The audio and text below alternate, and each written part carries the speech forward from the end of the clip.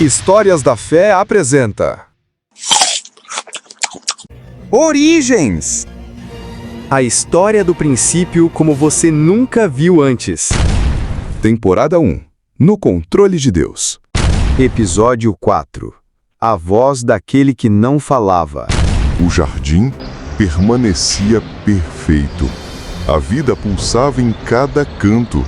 O sol aquecia, a brisa refrescava. E Deus caminhava junto dos seus filhos. Mas, nas sombras, algo espreitava. Uma presença que não fazia parte do plano original. Aquele que foi lançado do céu não desistiu. Observava, calculava e esperava. E então se disfarçou. Não como ele era, mas como algo comum, algo que ninguém desconfiaria. Escolheu a serpente, astuta, observadora, silenciosa.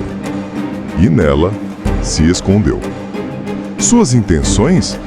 Simples, porém destruidoras. Corromper, distorcer, dividir. Ele sabia, não podia forçar, mas podia sugerir. Podia seduzir com palavras, com dúvidas, com insinuações. E então, o momento chegou. A mulher caminhava pelo jardim. Seus olhos contemplavam as flores, os animais, a beleza. Mas algo a chamou. Uma voz, suave, intrigante, sutil. Por que Deus disse que não podem comer de nenhuma árvore do jardim? Perguntou a serpente. Palavras que não soavam como ameaça, não vinham como ataque. Eram dúvida, disfarçada de curiosidade. A mulher, surpresa, respondeu: podemos comer de todas, menos da árvore que está no meio do jardim. Deus disse que se comermos ou tocarmos nela, morreremos. E nesse instante, a semente da dúvida começou a germinar. Porque pela primeira vez, alguém questionava o que Deus havia dito. A serpente então se aproxima. Seu olhar penetrante. Sua voz mansa, mas afiada como uma lâmina invisível. Certamente não morrerão, sussurra. E naquele momento, algo muda. A realidade parece distorcida. O jardim parece mais distante. E aquela árvore mais próxima. A serpente continua. Deus sabe que no dia em que vocês comerem, seus olhos se abrirão, e vocês serão como Deus, conhecendo o bem e o mal.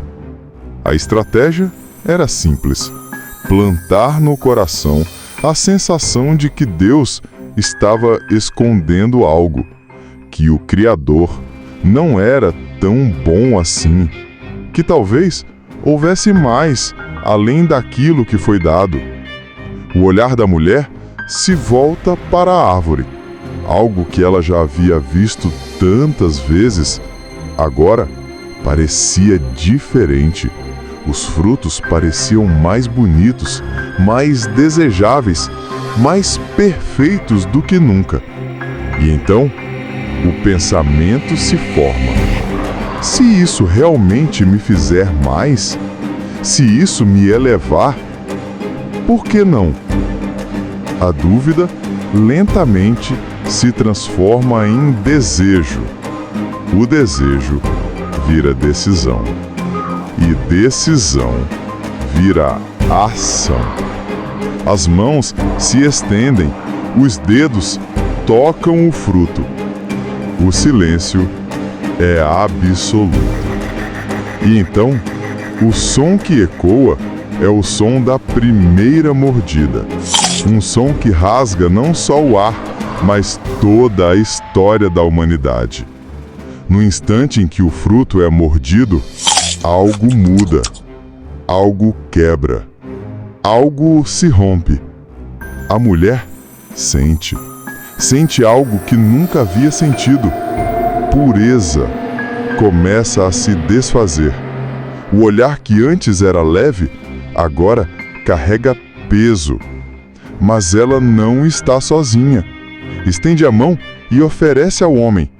E ele, sem questionar, come. E no exato segundo em que seus dentes tocam aquele fruto, um portal invisível se abre. É como se as engrenagens do universo tivessem se deslocado.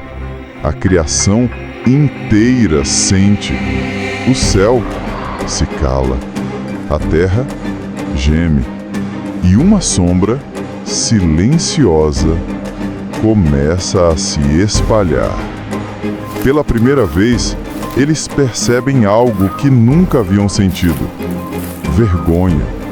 Seus olhos se abrem, mas não para a glória, nem para a sabedoria, como a serpente prometeu, mas sim para a vulnerabilidade, para o medo, para a culpa.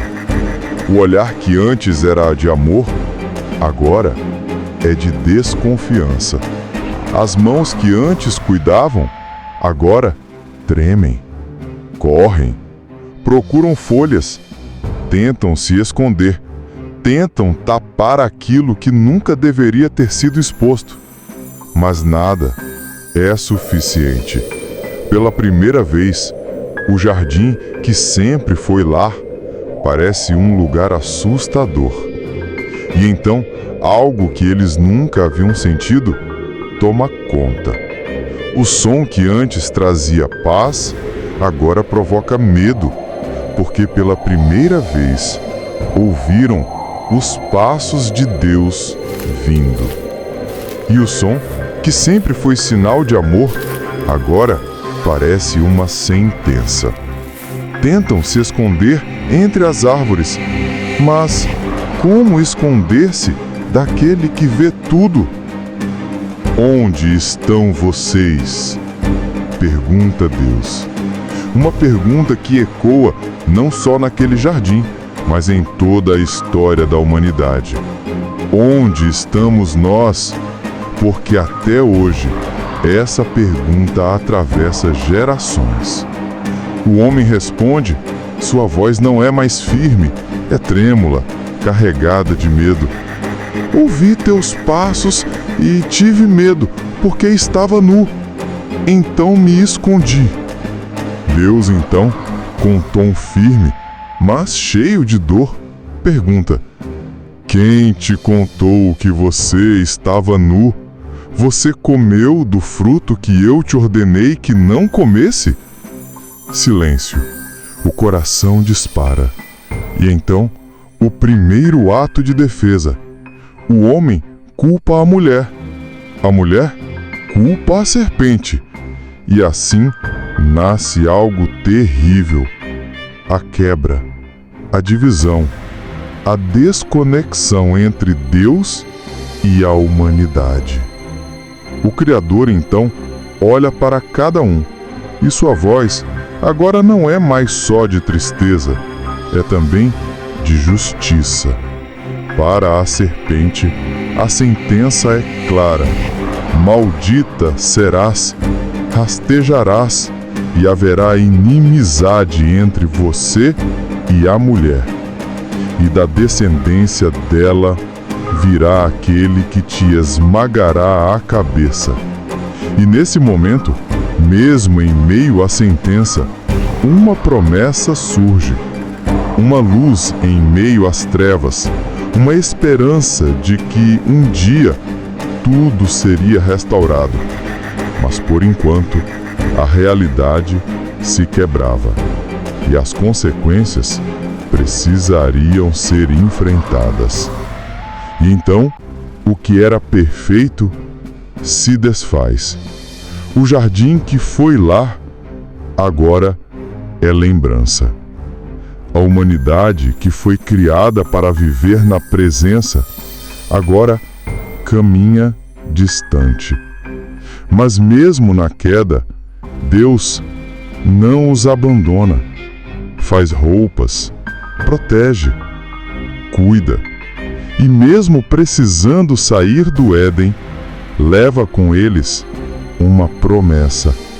A promessa de que um dia o mal seria vencido e que a história não terminaria ali, porque o amor, mesmo ferido, ainda é mais forte.